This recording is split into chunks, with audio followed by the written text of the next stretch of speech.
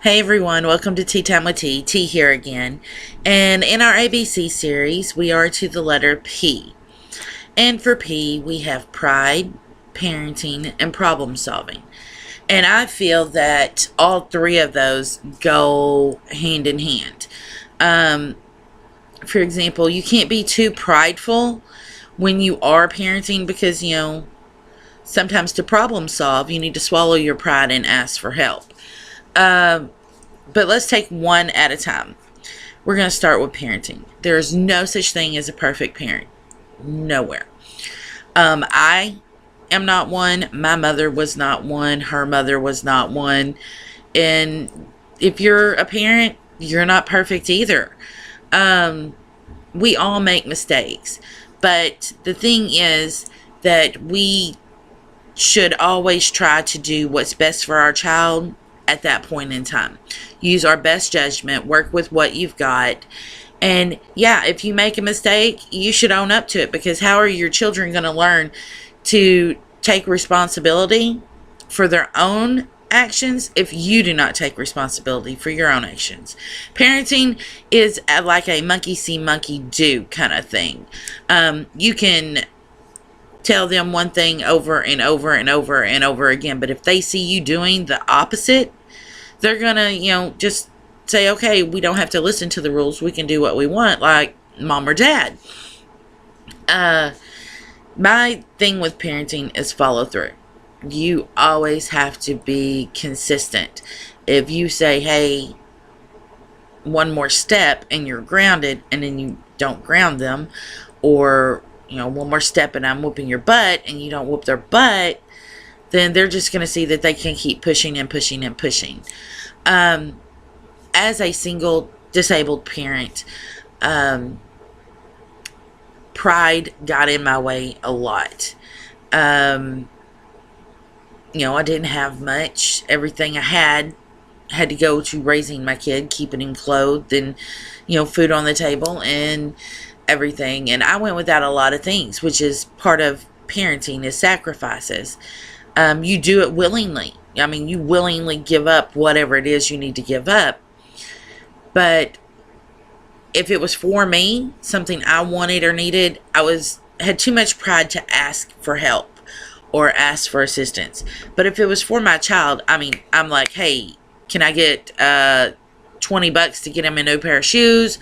Or, hey, better yet, could you just take him and buy him a new pair of shoes, and that way that's where the money went.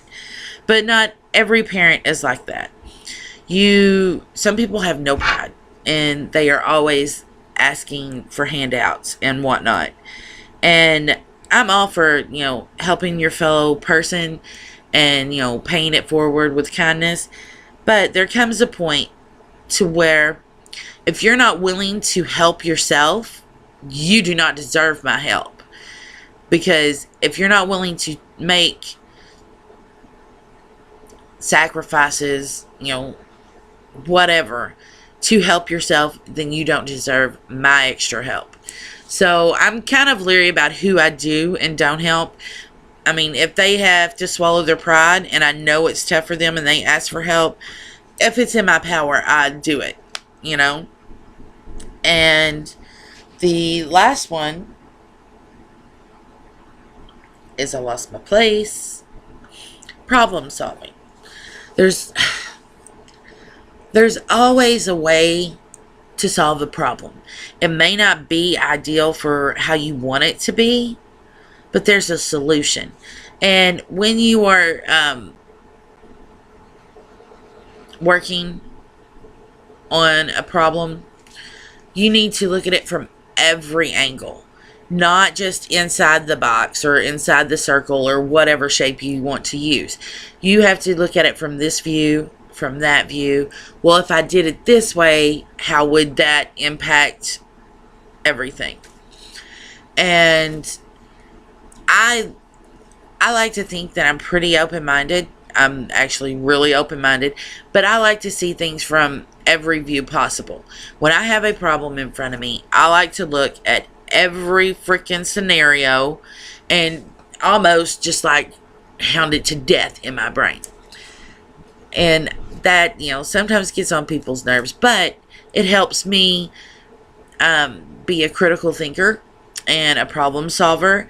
And 9 times out of 10, by exercising my brain in these ways, I can come up with a solution quicker than I could, yesterday or whatever, because my brain is always working. It never wants to shut down. And that's just something I have to deal with. But again, with problem solving, if you can't figure it out, swallow your fucking pride and ask somebody else, because a fresh idea or a new opinion could, make that light switch go off in your brain, and boom, you have the solution you need. It may not be the one you thought you were going to have, but it's the one you need. So don't let your pride kick in your ass and keep you from achieving the goals you need to achieve. Don't worry about being a perfect parent, because nobody is. Just love your kid and do the best you possibly can with what you have. That's all that can be asked of you. And I think a child that is loved instead of, but a poor parent, loved by a poor parent, than just pacified by a rich parent, is going to grow up to be the better human being, because they know compassion, they know struggle, they know everything that they need to know to start out in the world, because the world's not fair, it's not nice. It's not going to pat you on the back and say, thanks for participating. It's going to say, you're not good enough. You don't get the job. Or, you fucked up one too many times. You're fired.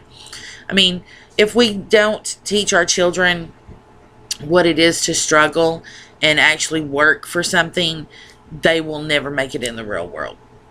Because it is not, rainbows and unicorns out there. It's tough. So be real with your kids. And, if you've fucked up in the past, let them know.